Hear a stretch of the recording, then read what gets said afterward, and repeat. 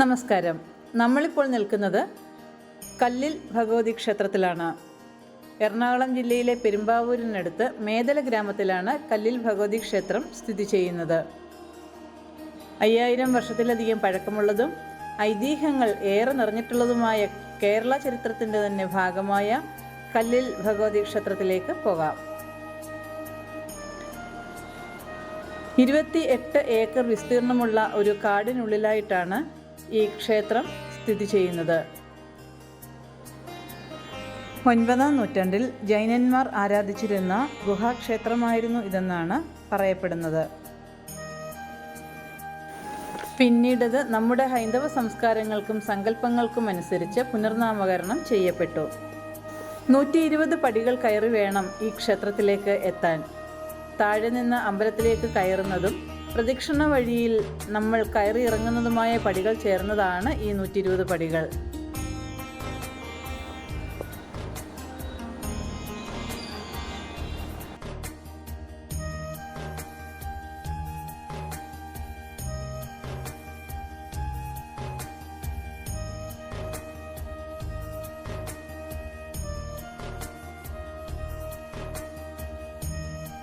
ശ്രീകോവിലിനുള്ളിലെ പ്രധാന പ്രതിഷ്ഠയെന്ന് പറയുന്നത് ജൈനന്മാരുടെ കാലത്ത് ആരാധിച്ചിരുന്ന പത്മാവതി ദേവിയും പാർശ്വനാഥനും മഹാവീരനുമാണ്.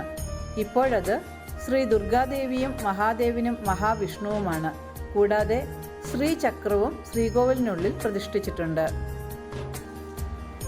ശ്രീകോവിലിൻ്റെ ഒരു വശത്തായി ഗണപതിയും ശാസ്താവും മറുവശത്ത് കരുനാഗയക്ഷിയും കൂടാതെ ക്ഷേത്രത്തിന് പുറത്തായി നാഗന്മാരുടെ ഇരിപ്പിടവും ഉണ്ട്. ശ്രീകോവിലിന് മുകളിലായി പാറയിൽ കൊത്തിയ ബ്രഹ്മാവിനെയും ആരാധിക്കുന്നു. ഒരു പാറ തുരന്നുണ്ടാക്കിയ ഗുഹയിലാണ് ഭഗവതിയുടെ പ്രതിഷ്ഠ. പഞ്ചലോഹ കവചം കൊണ്ട് വിഗ്രഹം പൊതിഞ്ഞിരിക്കുന്നു.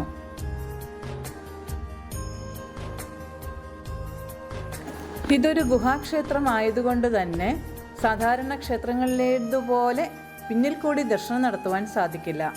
ഭഗവതിയെ പ്രദക്ഷിണം ചെയ്യുന്ന ഭക്തർ പ്രതിഷ്ഠ സ്ഥിതി ചെയ്യുന്ന കല്ലിനെയും ചേർത്താണ് പ്രദക്ഷിണം ചെയ്യേണ്ടി വരുന്നത്. വനത്തിനുള്ളിൽ ആയതുകൊണ്ട് തന്നെ മരങ്ങളും ക്ഷേത്രത്തിന് ചുറ്റും നിറയെ കല്ലുകളുമാണ് നമുക്ക് കാണാൻ സാധിക്കുക. ഇത് ക്ഷേത്രം പണിത കാലത്തുള്ള തീർത്ഥക്കുളമാണ്. ഇപ്പോഴും അതിനെ അങ്ങനെ തന്നെ സംരക്ഷിച്ചു പോരുകയാണ് ചെയ്യുന്നത്.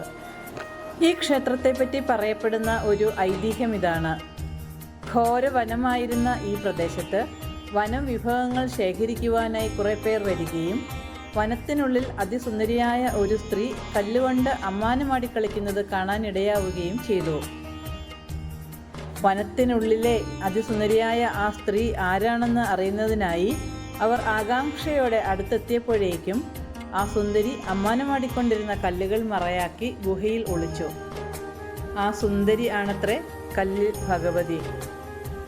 അമ്മാനമാടിയപ്പോൾ മുകളിലേക്ക് പോയ കല്ല് മേൽക്കൂരയായും താഴേക്ക് പതിച്ച കല്ല് ഭഗവതിയുടെ ഇരിപ്പിടമായും മാറി എന്നാണ് വിശ്വാസം.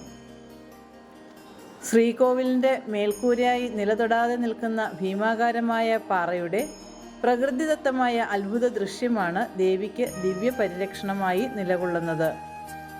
ഭഗവതിയുടെ അമ്മാനമാടിയ ആ ഗുഹാശില 15 ആനകൾ ചേർന്ന് വലിച്ചാൽ പോലും അനങ്ങില്ലത്രേ. കല്ലിൽ ക്ഷേത്രത്തിലെ പ്രധാന വഴിപാടുകൾ ചൂല് നേർച്ചയും കല്ല് നേർച്ചയുമാണ്. വീടുപണി പൂർത്തിയാക്കാനുള്ള തടസ്സങ്ങൾ മാറുന്നതിന് വേണ്ടിയിട്ടാണ് കല്ല് നേർച്ച ചെയ്യുന്നത്. വീടുപണി എന്തെങ്കിലും കാരണത്താൽ പൂർത്തീകരിക്കാൻ സാധിക്കാത്തവർ പണി നടക്കുന്ന ഭൂമിയിൽ നിന്നും 2-3 കല്ലുകൾ കൊണ്ടുവന്ന് ഇവിടെ ക്ഷേത്രമുറ്റത്ത് വീടുപോലെ അടുക്കി വെച്ച് സങ്കല്പമെടുത്ത് പ്രാർത്ഥിച്ചാൽ 1 വർഷത്തിനുള്ളിൽ വീടുപണി പൂർത്തീകരിക്കാൻ സാധിക്കുമെന്നാണ് വിശ്വാസം. പ്രാർത്ഥനയുടെ ഫലപ്രാപ്തി ലഭിച്ചു കഴിഞ്ഞാൽ ക്ഷേത്രത്തിലെത്തി 1 ദിവസത്തെ പൂജയും കൂടാതെ പ്രധാന വഴിപാടുകളായ കടുംപായസവും നെയ്വിളക്കും നടത്തണം. മറ്റൊരു പ്രധാന വഴിപാടാണ് ചൂല് നേർച്ച. ഇത് നടത്തുന്നത് സ്ത്രീകൾക്ക് സമൃദ്ധമായി മുടി വളരുന്നതിനും പുരുഷന്മാർ കുടുംബത്തിലെ തീരാ ദുരിതങ്ങൾ മാറുന്നതിനും മഹാരോഗങ്ങൾ ഉണ്ടാകാതിരിക്കാനും വേണ്ടി ചെയ്യുന്നു. ഇതിൻ്റെ പ്രത്യേകത എന്തെന്നാൽ ചൂല് കെട്ടുമ്പോൾ അതിൽ ഇരുമ്പ് സ്പർശനം ഉണ്ടാകാൻ പാടില്ല. തെങ്ങിൽ നിന്ന് ഓല വെട്ടിയിട്ട ശേഷം അതിൽ ഇരുമ്പ് തൊടാതെ ഈർക്കിലി വൃത്തിയാക്കി വേണം ചൂല് കെട്ടാൻ. അങ്ങനെ ഭക്തർ വഴിപാടായി സമർപ്പിച്ച ചൂലുകെട്ടുകളാണ് നമ്മളിവിടെ കണ്ടത്. ഇവിടുത്തെ പ്രധാന ഉത്സവം വൃശ്ചിക മാസത്തിലെ തൃക്കാർത്തിക ദിവസമാണ്. കൂടാതെ എല്ലാ മാസവും ഭഗവതിയുടെ നാളിന് താഴെ ഊട്ടുപുരയിൽ കാർത്തിക ഊട്ടും കളഭാഭിഷേകവും ഉണ്ടാകും.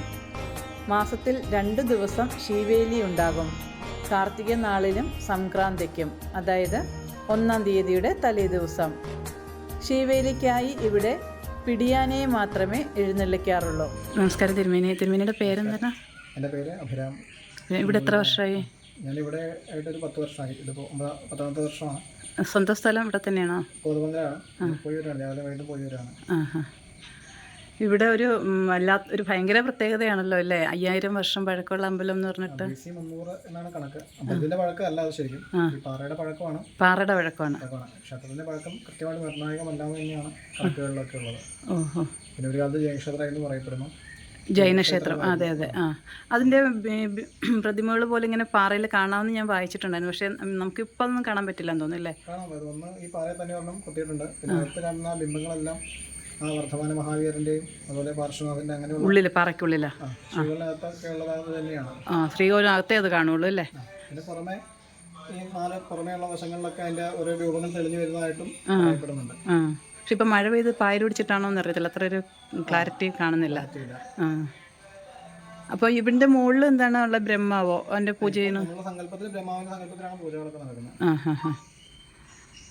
ഇവിടെ പ്രത്യേകത തിരുവൃശ്ചികത്തിലെ കാർത്തികയാണ് കൊടിയേറ്റ്.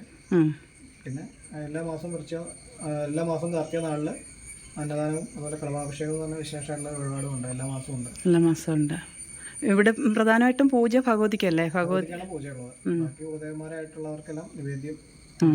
അകത്ത് തന്നെ പക്ഷേ 4 പ്രതിഷ്ഠകളുണ്ടല്ലേ? കൂടാതെ അകത്ത് തന്നെ 3 പ്രതിഷ്ഠകൾ. ശ്രീചക്രമുണ്ട്.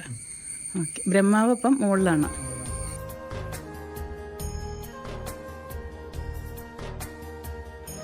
പടികൾ കയറാൻ പ്രയാസമുള്ളവർക്ക് വാഹനത്തിൽ അകത്തേക്ക് വരാം. ഇവിടെ ഈ നാഗത്താൻ തറയുടെ അടുത്ത് വരെ കാറുകൾക്ക് പ്രവേശനമുള്ളതാണ്. മൂവാറ്റുപുഴ RDOയുടെ റിസീവർ ഭരണത്തിലാണ് ഈ ക്ഷേത്രമുള്ളത്.